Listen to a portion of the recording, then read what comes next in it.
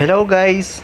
Bago natin simulan ang ating video ay inaanyahan ko po muna kayo na i-click tong like at pati na rin tong subscribe at huwag nyo pong kakalimutan ang notification bell para lagi kayong updated sa aking mga bagong videos. So guys, simulan na natin.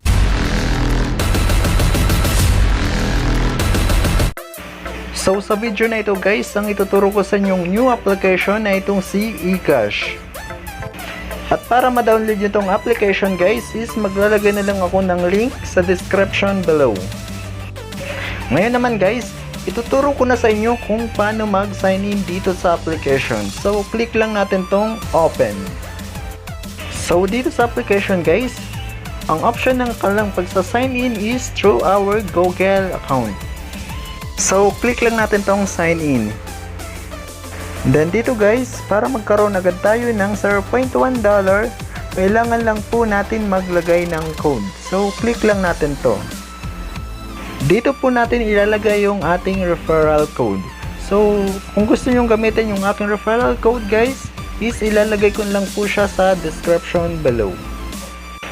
So after nyo malagay yung referral code, click nyo lang tong apply. Then click na po natin tong get started. So after natin makapag-sign in dito sa application guys, is magkakaroon po agad tayo ng 150 coins and 5 tokens for our welcome bonus.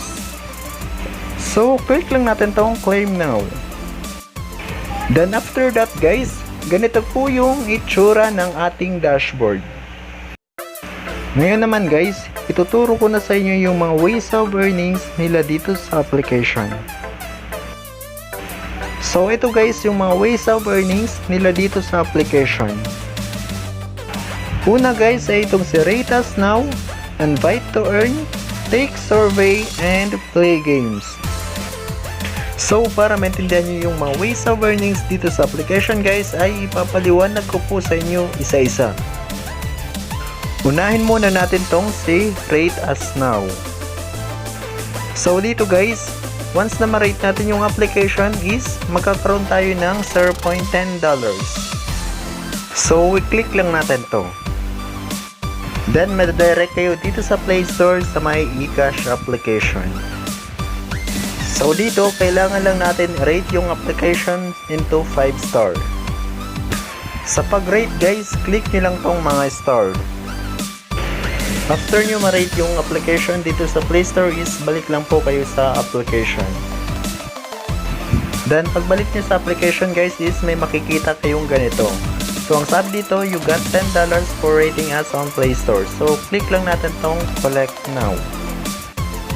So kung mapapansin nyo guys is wala na yung rate us now.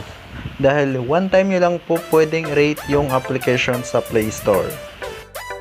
Then yung second ways of earnings nila dito guys ay itong si Invite to Earn. So click lang natin to. Dito sa Invite to Earn guys is kikita kayo ng $0.02 sa bawat invite nyo dito sa application. And then yung invite nyo is kikita ng $0.01 sa kapag ginamit nila yung inyong code. But optional lang naman po itong pag-invite. So, di nyo na kailangan mag-invite para kumita dito sa application. At ang third ways of earnings nila dito guys ay itong si Take Survey. So, click lang natin to.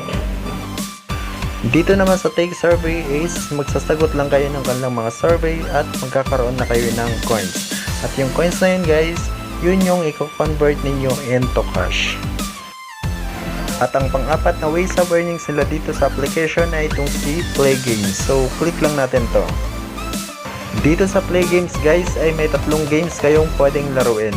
Itong si Spin Saga, Scratch Saga, and Flip Saga. So, isasahin natin to guys. So, unahin po muna natin tong si Spin Saga. Dito sa Spin Saga guys ay magi-spin lang kayo at kikita na kayo ng coins and tokens. So alam niyo naman guys na yung coins is yun yung ating i-convert into cash. So para ma-spin nyo siya guys is tap nyo lang tong spin me. Ngayon naman ang ituturo ko sa inyo ay itong si Scratch Saga. So click lang natin to guys.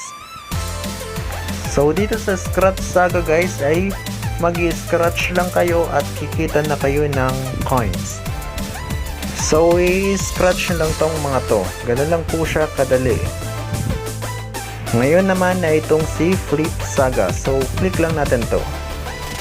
So, dito sa Flip Saga guys ay kailangan nyo lang i-flip yung mga to. Para ma-flip nyo siya, itap nyo lang yung Flip Me. So, ganun lang din po siya kadali. Ngayon naman, meron din silang tinatawag na leaderboard. Dito sa leaderboard is pwede po kayong manalo ng $2.5, $2, $1.5, so on and so forth. So para manalo kayo dito sa leaderboard is kailangan nyo lang mag-ipon ng mga coins. So the more coins you earn, the more chances you win. So yan yung mga ways of earnings dito sa application. So ngayon naman, ituturo ko na sa inyo kung paano mag-payout dito sa application. So sa pag-withdraw guys, click nyo lang tong wallet. Then dito naman, click lang natin tong withdraw. So dito sa application guys, ay may dalawa silang option sa pag-withdraw. Una dito ay itong si PayPal and Paytm. Pero mas okay po na gamitin nyo yung PayPal sa pag-withdraw dito sa application. Dahil sa PayPal guys is pwede nyo i-transfer yung pera nyo sa PayPal into your GCASH account. So click nyo lang tong PayPal. Then dito guys, kailangan nyo lang ilagay yung inyong mga PayPal ID or yung inyong mga PayPal email address. So i-input nyo lang po siya dito. And then click nyo na tong done. After nyo malagay guys yung inyong mga PayPal email address is lalabas na po yung mga withdrawal method ng application. At yung minimum withdrawal nila dito guys is $5 and the maximum is $30 US. So pili lang kayo dito ng amount kung magkano yung gusto nyong i-withdraw.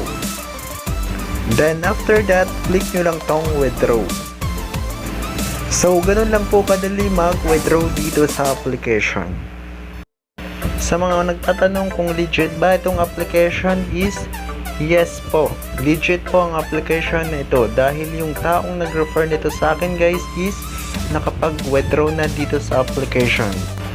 At marami na ring review ang application na ito. So, shinare ko lang po ito sa inyo guys dahil pwede nyo po itong pagkakitaan.